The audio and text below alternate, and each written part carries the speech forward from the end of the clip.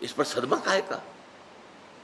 کوئی اس میں بھی خیر ہوگی، کوئی بھلائی اس میں بھی مضمر ہوگی. ہم نہیں دیکھ سکتے، تو دیکھتا ہے. ہم نہیں جان سکتے، تو جانتا ہے.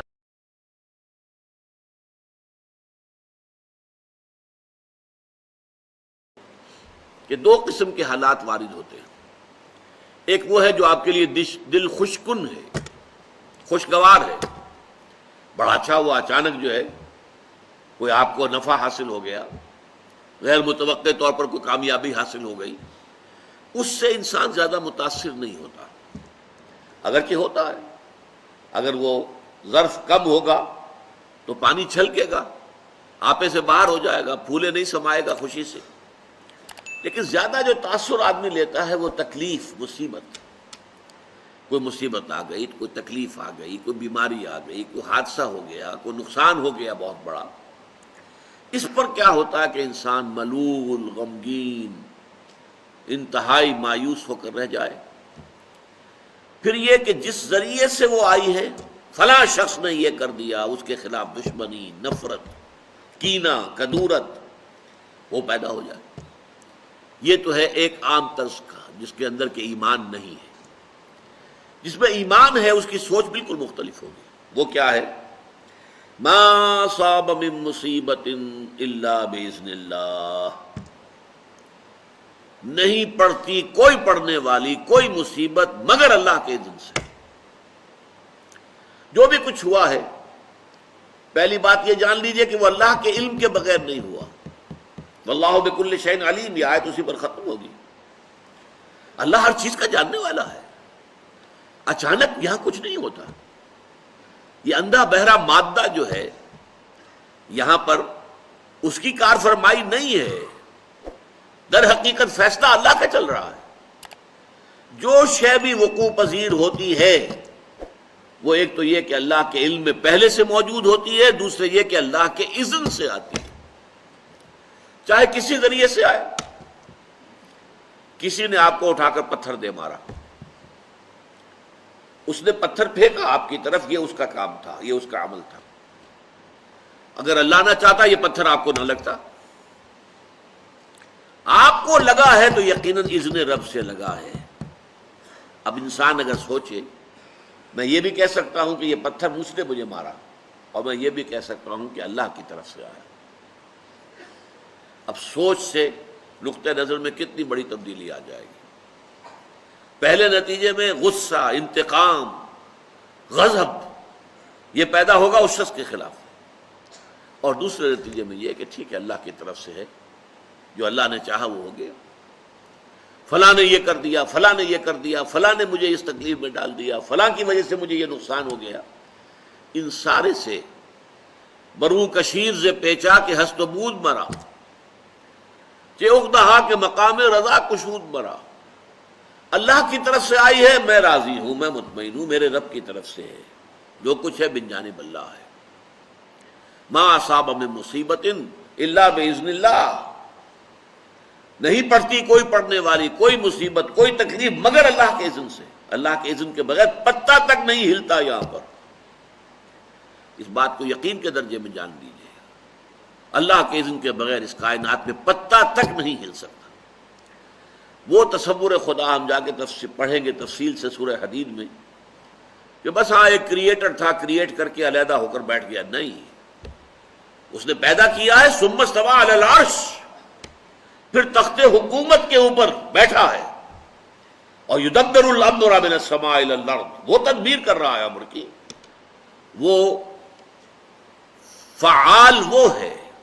لا فاعل فی الحقیقت الا اللہ، فاعل حقیقی اللہ ہے. تو ما اصاب من مصیبت الا باذن اللہ ومن یؤمن باللہ یہد قلبہ. اور جو اللہ پر ایمان رکھتا ہو، یہ ہے وہ ثمرات ایمانی کا تذکرہ، اللہ اس کے دل کو ہدایت دے دیتا ہے. ہدایت کس بات کی؟ تسلیم و رضا کی. سر تسلیم خم ہے جو مزاج یار میں آئے. اے اللہ، اگر تیرے لیے تیرے حکم سے یہی تھا کہ میرا بچہ فوت ہو جائے، میں مطمئن ہوں. تو نے دیا تھا، تو نے لے لیا. اس پر صدمہ کاہے کا؟ کوئی اس میں بھی خیر ہوگی، کوئی بھلائی اس میں بھی مضمر ہوگی. ہم نہیں دیکھ سکتے، تو دیکھتا ہے. ہم نہیں جان سکتے، تو جانتا. ہمیں علم نہیں ہے، تجھے علم حاصل ہے. انک تعلم ولا نعلم وتقدر ولا نقدر بیدک الخیر، تیرے ہاتھ میں خیر ہی خیر ہے، جو تیری طرف سے آیا خیر ہے. تو یہ جو راضی برضائے رب رہنا ہے، یہ ایمان حقیقی کا ثمرہ اول ہے. شکوہ شکایت، یہ کیوں ہو گیا، یہ کیسے ہو گیا، یہ اس نے کر دیا، یہ اس نے کر دیا، یہ نہیں. اس سب سے انسان نکل جاتا ہے، علیحدہ ہو کر بیٹھ جاتا ہے. جیسے کہ ایک چٹان ہوتی ہے کہ آندھی چل رہی ہے اور تیز جھکڑ آ، چٹان کو کوئی پرواہ نہیں ہے اس کی اپنی شخصیت جو ہے، اس کے اندر اس کا قلب جو ہے مطمئن ہے. یا ایتھا النفس المطمئنہ ارجعی الی ربک راضیۃ مرضیہ. جو آیا، جو گیا، جو ملا، جو چھن گیا، کامیابی ہو گئی، ناکامی ہو گئی، ٹھیک ہے، دنیا کے اندر اونچ نیچ چلتی رہتی ہے، لیکن انسان کی اندرونی شخصیت جو ہے متاثر نہ ہو. یہ نہ ہو کہ ذرا کچھ مل گیا ہے تو پھولے نہیں سما رہے، اور ذرا کو ہاتھ سے کوئی چیز نکل گئی ہے تو اس کے اوپر انتہائی صدمے کی کیفیت. قرآن مجید میں اس کو بیان کیا گیا ہے بہت تفصیل سے. عام طور پر جو انسان غافل ہے، جس کے پاس ایمان نہیں ہے، اس کا حال کیا ہوتا ہے؟ سورہ بنی اسرائیل کی آیت نمبر 83 سنا رہا ہوں آپ کو. وَإِذَا أَنْعَمْنَا عَلَى الْإِنسَانِ أَعْرَضَ وَنَأَىٰ بِجَانِبِهِ. جب ہم انسان پر نعمتیں اپنی نازل کرتے ہیں، اعراض کرتا ہے، رخ موڑ لیتا ہے، ہماری طرف سے بے توجہی کرتا ہے. وَإِذَا أَنْعَمْنَا عَلَى الْإِنسَانِ أَعْرَضَ وَنَأَىٰ بِجَانِبِهِ وَإِذَا مَسَّهُ الشَّرُّ كَانَ يَئُوسًا. اور جب کوئی تکلیف پہنچی تو مایوس ہو کر رہ جاتا. یہ دو انتہائیں بندہ مومن کی زندگی میں نہیں آ سکتی. نعمت آئی ہے شکر، تکلیف آئی ہے صبر. سب اللہ کی طرف سے ہے. یہ بھی اللہ کی طرف سے، یہ بھی اللہ کی طرف سے. یہ بھی اللہ کی طرف سے آزمائش، یہ بھی اللہ کی طرف سے آزمائش. سورہ شورى میں فرمایا وَإِنَّا إِذَا أَذَقْنَا الْإِنسَانَ مِنَّا رَحْمَةً فَرِحَ بِهَا. ہمارا معاملہ یہ ہے انسانوں کا کہ جب ہم اسے اپنی رحمت کا مزہ چکھاتے ہیں تو پھر فرح بہا، بڑا جو ہے خوش ہوتا ہے. لیکن یہ فرح کا لفظ قرآن مجید میں اچھے سینس میں نہیں آتا. خوشی میں پھولے نہ سمانا، اب پاؤں زمین پر ٹکی نہیں رہے. وَإِن تُصِبْهُمْ سَيِّئَةٌ بِمَا قَدَّمَتْ أَيْدِيهِمْ فَإِنَّ الْإِنسَانَ كَفُورٌ. اور جو کچھ ان کے اپنے کرتوت ہیں، ان کی پاداش میں اگر کوئی تکلیف ہم ان کے اوپر بھیج دیتے ہیں تو بالکل ناشکرا ہو جاتا ہے. ہم پر تو کبھی اللہ کا کوئی فرق کرم ہوا ہی نہیں، ہم پر تو ہمیشہ سے سختیاں ہی سختیاں ہیں، ہمارے لیے تو کوئی خوشی کی بات ہے ہی نہیں.